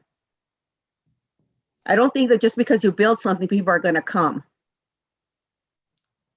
Well, Ms. Garcia, I would agree with that, but when you are building it and then you're packing it with the best-in-class program in the entire region that's aligned to the economic development strategies of the county and our community, aligned with workforce, I think you're creating a formula where industry is going to drive students into those programs. The jobs themselves are going to drive students into those programs. And quality of the instruction is going to attract people from even outside of our community. Again, we're building this for Pima County, but it's going to become such an attractive, because these are going to be the best class programs in our whole region. And that's one of the things that really becomes a driver for filling the things. And you can see it, the private sector too. You look at PMI, they're building this brand new care facility to the South Tucson Medical Center, and they've created all these other partnerships and other co-located clinics, and that all benefits their students, and they're enrolled. They've filled the enrollment. So, to be able to build these best-in-class programs, it becomes an attraction for those students who are looking for the best educational possibility. One but last thing. I don't disagree that you have to be. And one last thing I want to state is that 481 money that we presented to try to get was for student services, not to build new buildings. Okay, it was meant for student services. So I'm going to hold to that. So let me clarify something. We are not building new buildings with 481. 481 was to give us the flexibility to use for the operational side of the college, which is not to build buildings. We already had the ability to build buildings with the excludable parts of EL. The other thing was, we didn't just talk about student services. We led with the workforce message. as part of 481. So that really resonated very strongly, and student services was a component of that. So also remember, employers are coming to Pima now because we've been responsive to their needs. And we are helping to attract employers. We're helping to expand existing employers. That's because they're seeing Pima made the shift to be more premier, more best-in-class focus, et cetera. So beyond just the buildings, you got to look at all the larger components that are happening. Caterpillar would not have come to us to build a applied technology academy, and by the way, if we weren't moving with this mindset. And we're going to now be able to increase the size of that academy, Raytheon as part of that, and many other employers as well. I just want to make a comment. Yes, Mr. Gonzalez. Like I mentioned, I do want to thank the presenters that presented this information to us. I think it's great. One of the key components that we need to look at is not only at the various PC sites. I'm more concerned in reference to the Desert Vista. The assurances that we have student successes, but more important, with the other 5 sites that we're lacking, especially with the Desert Vista, is the childcare. I know that we talked about it, but that's something that we really need to invest fully. And by fully is, we used to have it there, but we don't have it anymore. But we need to come back in reference to the community. As we all know, the majority of the people that attend Pima Community College are ladies or women, 18 and above. But I think and a lot of, when we can have more, if we can provide that child care program component as well too. Not only at Desert Vista too, but the other sites as well. Because as mentioned as we saw in the presentation, where we have the most community and the people that we have is the local community in the Southwest area.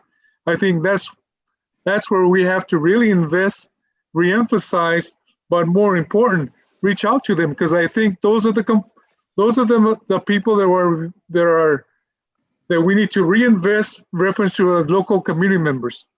And I really feel strongly in that. Coming back in reference to what was mentioned before about the cost efficient of space, I think as was presented, we have a lot of space, but I think we need to be more focused in reference to what we're preparing or utilizing those space areas across the board, but more important in reference to West Campus, but also to the Desert Vista campus, which is the majority of the population is. And downtown area, it's not built yet, but the majority of the people that we have is around the West Campus, also in the Desert Vista, Southwest Tucson area too. That's where we need to come back and really look very thoroughly in reference to, are we meeting the community? But are we, more important, are we ensuring the student success of these young people and also the 18 and over community members from the community in that area? Thank you. Thank you very much, Mr. Gonzalez. So when we were talking about 481, childcare was one of the pieces that we were promoting. Our goal, and Bill's team has been looking at bringing childcare back to Desert Vista. One of the challenges we're going to have there is, and really until we can move some of the healthcare stuff out of Desert Vista, that would then free up the appropriate space to bring back the childcare program there. So that's the goal. Also, we want to strengthen parent ed programs, so we'll be exploring doing that. We find that this is essential for students. And then over time, I hope that we can bring childcare back to downtown and West Campus as part of the larger development. I know I want to follow up on that response. I know we talked about it before, but it wasn't even mentioned here on the on our presentation, and that then we need to come back as well too in that. We'll make sure. We'll make sure, Board Member Gonzalez, that is not something, you're correct, that's not something that our team was tasked to look at, but as the Chancellor stated, he directed us to look at this last year.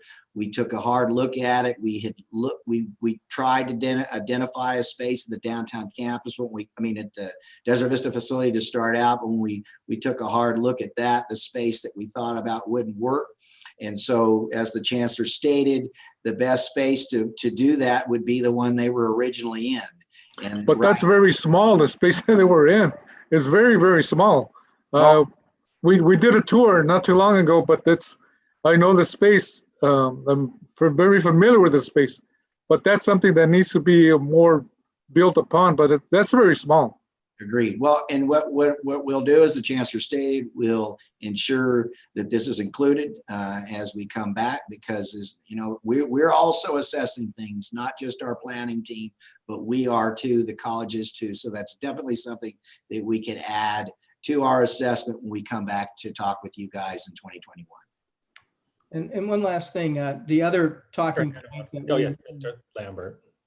The other talking point we were advancing as part of 481 is to strengthen our gen ed transfer programs. So the workforce, the transfer, strengthening the student services, and the child care pieces were our main talking points.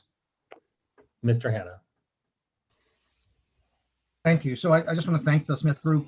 This might be my last opportunity to interact with you folks. And I know that when I first came on the board and when you did the first presentation of this original plan, it helped me as a board member to have a roadmap to sort of focus what need to be done in terms of education plan, the facilities plan, and really brought things together in a really data-driven way. So I appreciate what you've done for this college, the help that you give me personally in terms of focusing on where we need to go and being able to look for it. And I urge my fellow board members who are going forward to think about the big picture and how to stay ahead of what's happening in education, which is changing as quickly as technology is. That to not focus on how to stay where we are, because if we only stay where we are, we'll fall behind. And I don't think that's the way that we ever have a chance to turn that curve of declining enrollment around, and that's by being ahead of the game. And I want to thank Dolores and Dr. Dore on your emphasis on the liberal arts. As you know, we're in this thing now where the college is rolling towards workforce development, and I get it, and it's where we need to be. But the liberal arts part of our of what we do as a college, and how it enhances that workforce development piece is really important. It's something we shouldn't lose focus on. So that's all I have. Thanks. Thank you very much, Mr. Hanna. Okay, so thank you all so much. And also I would, to Mr. Gonzalez's point, I also believe very strongly that getting a child care program set up is so important. And maybe we can look at portables or flexible space as an interim, because I don't want to wait 3 years while we wait for a medical facility to get built to relocate. I don't think that's not fair to those individuals who need that support. So if we could look at what other options, at least a ramp up option might look like, or an interim option, it doesn't have to be, and I'm sorry that it's a little deviated from this bigger plan, but if we could look at that as part of this for some of those key initiatives that have been talked about over the last year, on how we might be able to ramp those up within this plan in a more accelerated time frame. I know I would appreciate that.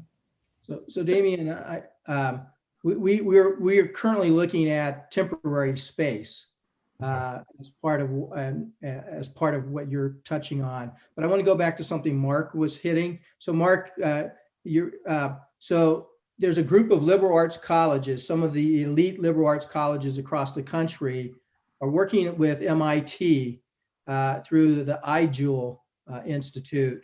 And what they're focused on is is the relevancy of liberal arts to workforce.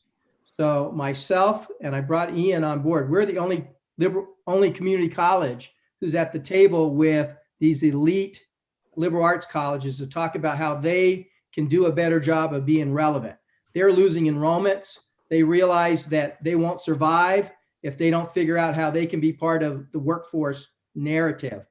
And so Pima is part of helping them think this through. Just want you all to know that. And so because we're seen as a college that has been looking at trying to do that integration. And so it's easy to forget about that because we're talking workforce. But remember why we're talking workforce, because it had been neglected for a long time at the district. So that's why we've been talking about it, but we're not, trying to take away from the gen ed and the transfer sides. Okay. Thank you all so much for the great presentation, and thank you, Chancellor Lambert. I really look forward to the finalized plan and seeing, these tools again are an amazing pathway, and it would be nice if you could even firm them out a little bit more. I think especially in some of the reduction of space connected to the reduction of programs, and be just a little more explicit in terms of some key recommendations that you see, because I think it's, they're a little nebulous, and I think it's sometimes we have to say what's actually happening. And I think now is one of the times where we need to do that. So I think that would be useful for us. Okay, thank you guys so much. The next item on our agenda, let's move our action items up, and then we'll come back to finish out with Dr. B's presentation. So the first action item is 2.1, the proposed resolution regarding the time capsule project at the West Campus. Mr. Sylvan, do you want to read the resolution? Sure, I'd be glad to. Thank you, Mr. Chair. So first, I'll just mention, probably fairly obvious, the Chancellor recommends that the governing board adopt a resolution for inclusion with the 2020 time capsule project at the West Campus. And so there is a proposed language in the board materials, which reads as follows. Whereas Pima Community College acknowledges that its West Campus and all its campuses and centers are located on the ancestral lands of the Tohono O'odham Nation and Pasquayaki tribe. Whereas since its inception in 1969, Pima Community College has been dedicated to the ideal of access to higher education for all. Whereas in the 50th year of its existence, Pima Community College, through the perseverance, grit, and moxie of its students and employees, has survived and thrived in this often foul year of 2020, a year marked by pestilence and social division. Whereas, in spite of the challenges placed before it, Pima Community College remains undeterred in its embrace of its role as an instrument of social justice, social equity, and social good.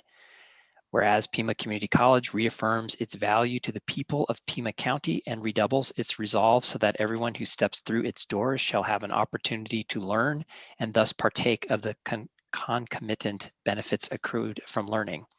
Now, therefore, we, the duly elected members of the Pima County Community College Governing Board, do commend this resolution and the time capsule in which it has been encased to the sacred earth of our West Campus, so that future generations may know of the events, great and small, that transpired heretofore, and may partake of the hard-won wisdom earned by their forebears and antecedents of this unique and wonderful school.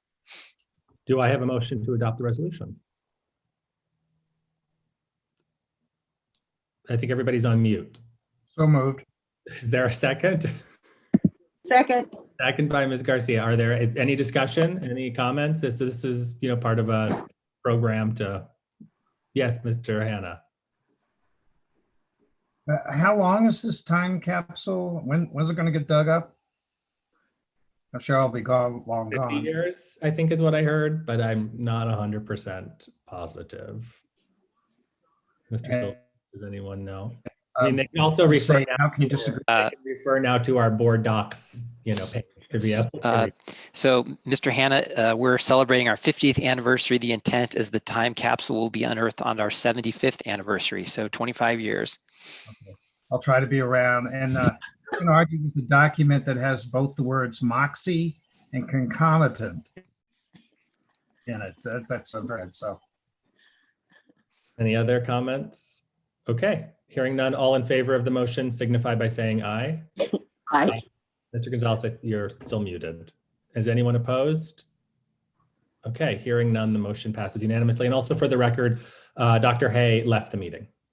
The next item on our action item is to authorize the chancellor to sign an affirmation of the college's commitment to support the measures to address climate change. Mr. Sullivan, if you could read the recommendation, please. Yes, I'd be glad to, Mr. Chair. The governing board authorizes the chancellor to sign the attached December 12th statement on the 5th anniversary of the Paris Climate Agreement, and the actual proposed text of the letter is attached to the board materials. Okay, is there a motion to adopt the recommendation? So move. Is there a second? Second. Okay, is there any discussion? Okay, hearing none, all in favor signify by saying aye. Aye. Okay, anyone opposed? Hearing none, the motion passes unanimously with Dr. Hay absent. Okay, our final item this evening, and this, I just want for the record to note, this will be Mark Hanna's last item on this board. So again, Mark, we're going to really miss you. Thank you so much for coming today. You know, we really do appreciate you being here to the very end, and we're really going to miss you. Okay, next item is our financial update for fiscal year 2022 budget plans. Dr. B. Mr. Klinko, members of the only have board. 25 minutes before this meeting ends, so you got to do it fast. I will do my very best. Chairperson Klinko, members of the board, chancellor member, colleagues and guests. I did have in my notes, good afternoon/evening, and I think we're firmly entrenched in the evening, so good evening, everyone. We're going to take a few minutes today to go through, and I'll put up my presentation. The first pass at the conversation that really kicks off the budget season in earnest. All through the spring, we'll be having a series of meetings and discussions related to the fiscal year 22 budget development. And this is sort of the kickoff that happens before it all starts to get very active. So 1 second, let me put up my screen. And I will not go through everything in laborious detail, so that we make sure that within that time frame we have a little bit of time for questions if the board should have some questions. So this, to go quickly through the outline, we're going to talk a little bit about the calendar. We're going to talk about the economic conditions. We've already talked with the board a fair amount about that since the pandemic started. We've been giving some routine updates, but we'll go through that really quickly. Talk about financial indicators and the college's commitment to financial sustainability and stability. Then talking about what some of the priorities are for the college budget going up as we're putting it together, some of the goals that we have, and that's where we definitely want to have some board feedback. And then some of the reality and assumptions to bake in, sort of how so you have the ingredients, you have what you want it to be, and then you have some of the challenges and opportunities that come to pass. So really quickly with the budget development, we're gonna, in January, there are gonna be a couple of key conversations. There'll be in an administrative report where we give an update on the fiscal year 20 comprehensive annual financial report. So that's the audited financials from fiscal year 20.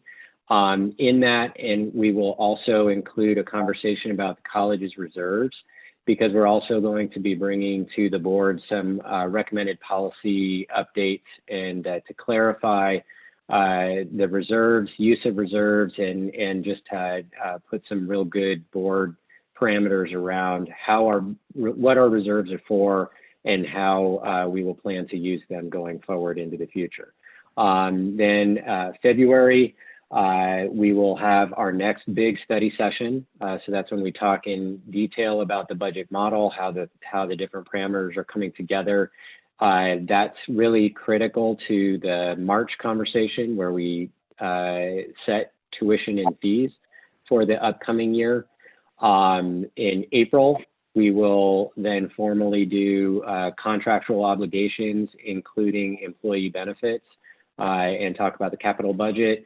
And those are some of the biggest expenses the college has. So those set and stage some of the key things on the expenditure side. And then in May, we do a review of what the proposed budget looks like And then it gets we'll be planning to formally get that adopted at the June budget meeting in June 2nd. So this is following a pretty normal cycle for us. There will be additional conversations and action items this year as we go through. So let's talk a little bit about the current economic conditions. As I know you just discussed, the FTSE is down about 17% fall over fall. When you factor in dual enrollment, yep. So I just want to really quickly on that calendar, does that look okay to everybody? I know there's been some concern in the past about, the speed with which we're moving through things, but I just want to make sure that everybody's comfortable with how that calendar looks. Everybody look okay? Okay. That's fine. Okay. Dr. Beek, go ahead. Great, thank you. And yeah, just wave or something. Sorry, I'll try and stop talking to try and get through this stuff. Obviously enrollment is our key concern. You'll see throughout all of the slides, enrollment is the biggest challenge that the college is facing, and trying to turn our enrollment decline to start getting back to where we were and then growing back. One of the things that we've talked about are the decreasing revenues related to COVID. So investment returns are going to be going down in the future. Contractual lease type expenses or revenues that we bring in are also going to be going down. They're down and going to be going down. Auxiliary revenue will also be going down. And then the next one is just the acknowledgement of the widespread economic hardship. That is hardship on local businesses, small businesses, large businesses, and individuals. So that's going to be something we'll be keeping a close eye on as things go forward. And I think that when we talk about our revenue sources, it's going to be a critical part of, when we talk about property taxes and we talk about tuition, that being cognizant of the hardship that the community is facing is going to be a key element in making those decisions going forward this year. Now, moving to updates on a couple of these are positive pieces.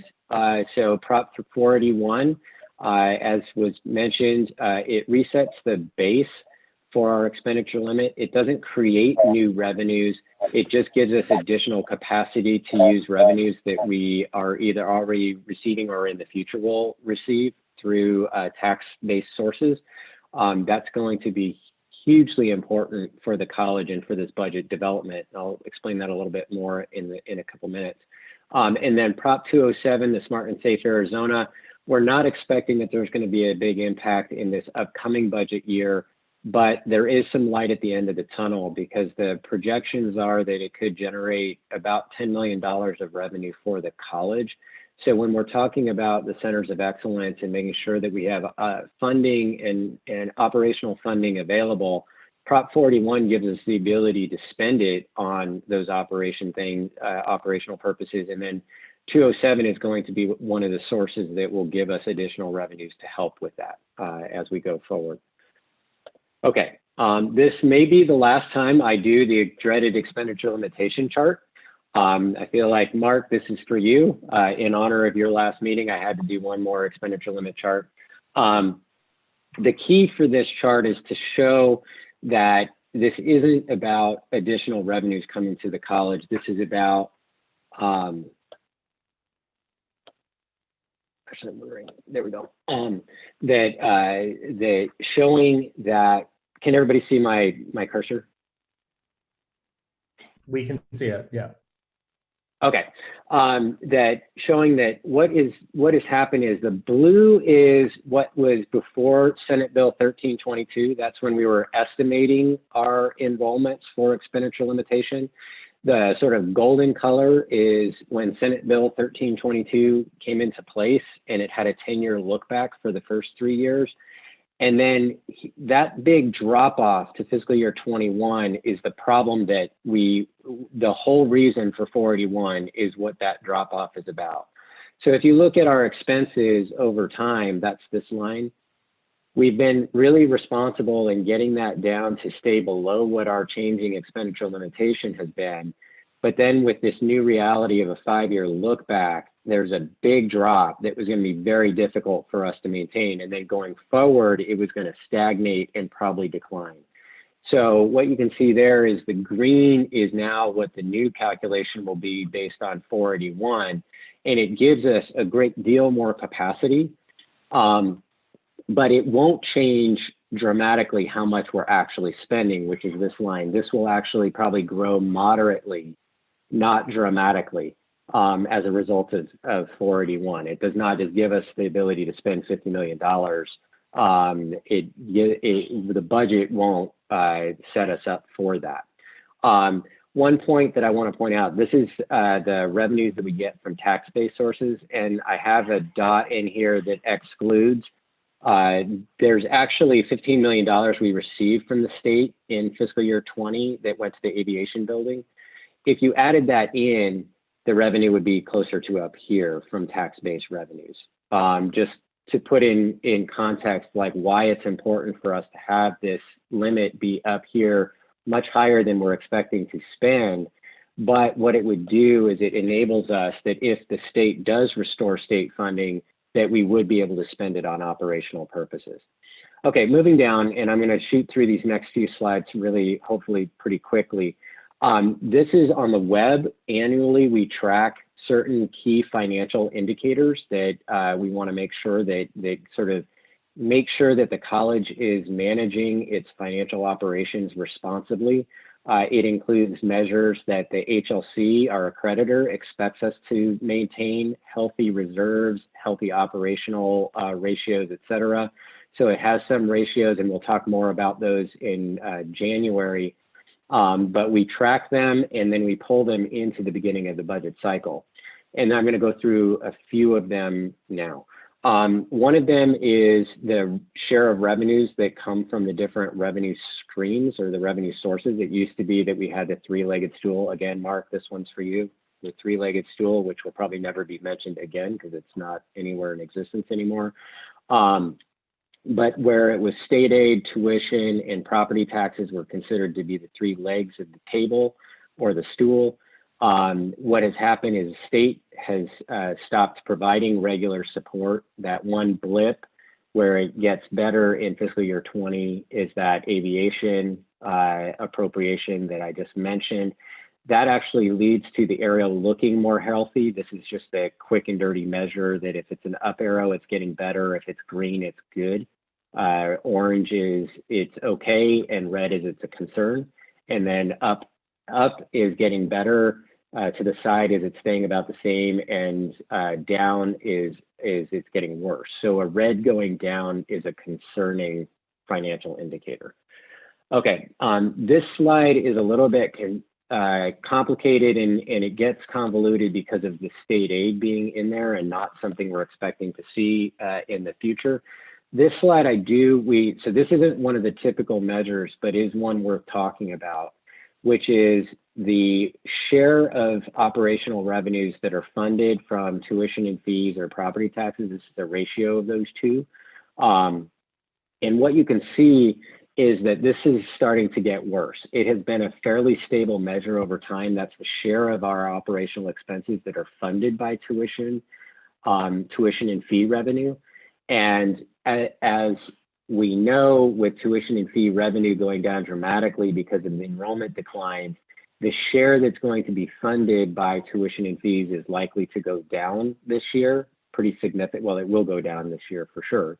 And this trend is likely to continue because property taxes grow. You have growth in new property, and they tend to grow slightly year over year, even without a tax levy increase. And then tuition and fees are really dependent on, is your enrollment growing or are you increasing your tuition and fees? So this is one that we'll have to sort of keep an eye on going forward. 481 gave us a provision that basically ensured that tuition and fees stayed relatively stable because that was excluded from expenditure limitation. So it was a good source of revenue. Now that we don't have that same restriction, It gives us the ability to shift a bigger burden toward property taxes, but we have to be cognizant of that and aware of the implications of that going forward. So that's just something to think about. Okay, the next couple of slides, this one and then the 1, 2 in front of it. These are just indicators that this one is the full-time student equivalents per full-time employee. And it is getting significantly worse because of enrollment going down. So we're not reducing staff significantly this year. We're looking to do some mild attrition, reduction of positions through attrition, a very small number of positions. But even with that, this measure is going to continue to decline when we had made some really good progress in the last number of years. Where we started to turn that around, even though enrollment had been declining. And then similarly, this is one that's the total cost per full-time student. The cost per full-time student equivalent is going up pretty dramatically. Again, that's because our costs, and this chart shows it, our costs are going down and then staying relatively flat, but our enrollment is declining. So that means that the cost per student is going up pretty dramatically. I alluded to this, and we'll have more of a conversation in January on this, which is one of the things that the expenditure limitation did is we were constrained in terms of what we could spend on an operational basis, and we had a very strong budget plan to get to that fiscal year 21 expenditure limit level. As a result, we've had very good financial performance the last few years. What 481 will do now is that we'll stabilize what our sort of budgetary surpluses are going to be.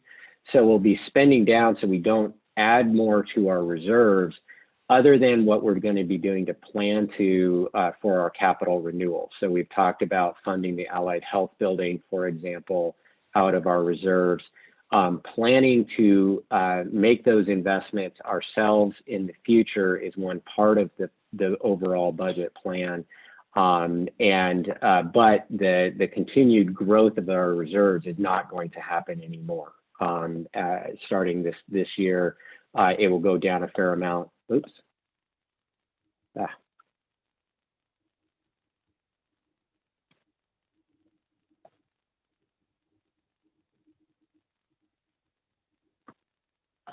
Can you hear me still?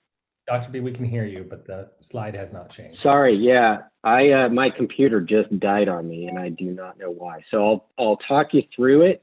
I can't advance the slides, unfortunately. Okay. Yeah, it looks like, let's see.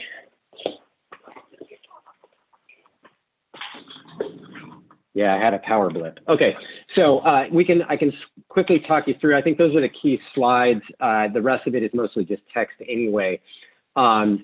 So going into the priorities is the funding the college liabilities and contractual obligations is always one of the starting points for the budget. So we have some relatively good news on our healthcare costs. We're expecting them to go up about 5%. That still translates into probably an increase of $600,000, but compared to what it could go up, it's actually relatively good news. Our retirement expenditures we're expecting, and we're going to take an item probably in March to add funding for our public safety retirement system. The Finance and Audit Committee has been looking at it, and they made a recommendation to increase the funding that goes to that retirement plan to improve the unfunded liability. That will be a cost of about $1 million a year for a few years, if not a little bit longer than that, to get that funding ratio up to where it's at a healthy level. And then we have the continuing COVID impacts, folding these into the budget, which would include the cost of test proctoring, which initial estimates were in the $800,000 to $1 million range. They're probably quite a bit less than that, and if there's a shift back to on-site, I think that cost goes down. Nevertheless, there's going to be an increased cost for that isn't in the budget at this point. That's funded out of CARES money right now. The initiative to provide STU courses at no tuition charge is a lost revenue of around $1 million a year. That has proved to be a successful program in that enrollment has grown in STU courses year over year by about 7%. and the efficiency is actually really good. So the cost is maybe not the loss of $1 million that I mentioned. Nevertheless, we'll be talking about that as an initiative and a recommendation coming forward in the budget. COVID-based insurance was an increase of a little more than $100,000. And then we get into classification and compensation, always one of the key priorities for the institution. So we're working on the class comp study. Coming out of that will be recommendations. It likely won't be in this budget cycle, but we will be keeping the board apprised of that. But there will be recommendations that will likely lead to increased costs, and we'll have to figure out in the budget how to start making progress toward those objectives. And then, as always, we have COLA and annual adjustments to recognize the great work of our employees. Earlier, there was mention about the Prop 481 priorities. We are going to be putting together a dashboard that as we build the budget and we start making commitments and making headway towards some of the objectives that we mentioned to the public, we will keep track of that. And that will also, some of the priorities like the child care center, things like that, are always going to be key priorities that sort of, that float to the top in terms of the budgeting priorities going forward in this coming year and then next year. And then I listed a few of the other ones. So in terms of revenue, and again, I want to get through this really quickly. Property tax levy, the growth is likely to be about $1.5 million. There is the issue about collections, that if there's widespread economic hardship, the question is would there be an impact on our collections? Historically, that hasn't been the case. Collections for property taxes are very predictable, but it's something that we want to keep an eye on if the economic circumstances deteriorate. A moderate tuition increase, just to give some context, it's about $400,000 per $1 of tuition increase.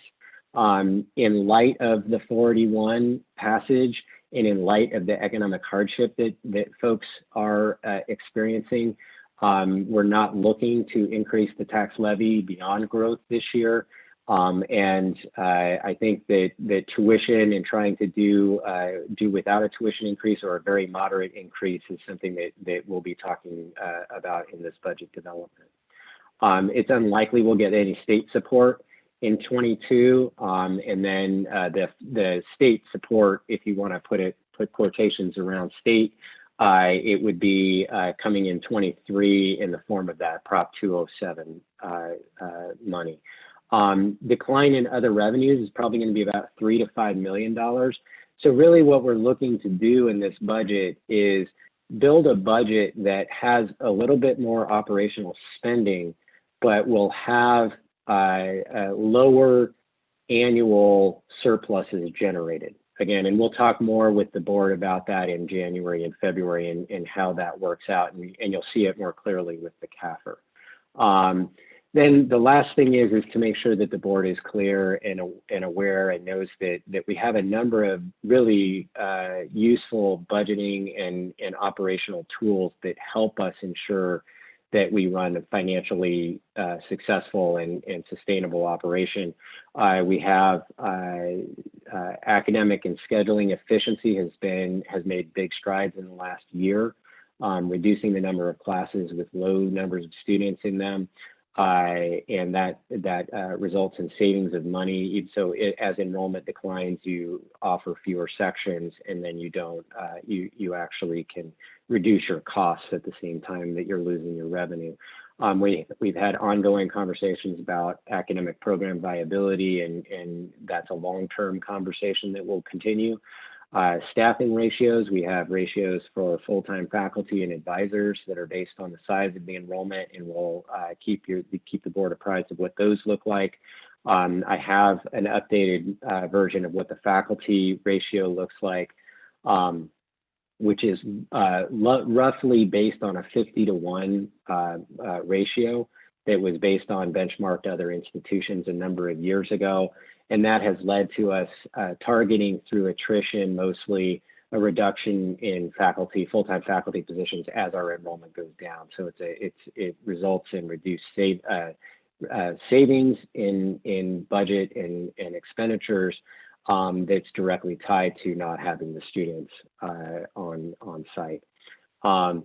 And then lastly, and I mentioned this really quickly in passing, is making sure that we're aware that we don't receive capital funding from the state. It is unlikely for us to be able to successfully go out for GO bonds. We have to be able to provide support for our own capital needs internally. And that's something that we've built into the budget successfully recently and will plan to continue going forward. So with that, and there is the chart with the ratios for the faculty that I included just for information, and we'll give more information to the board as the budget comes up. But with that, I'll finish up what my conversation is and ask if the board has any questions for me. Are there questions or comments for Dr. B?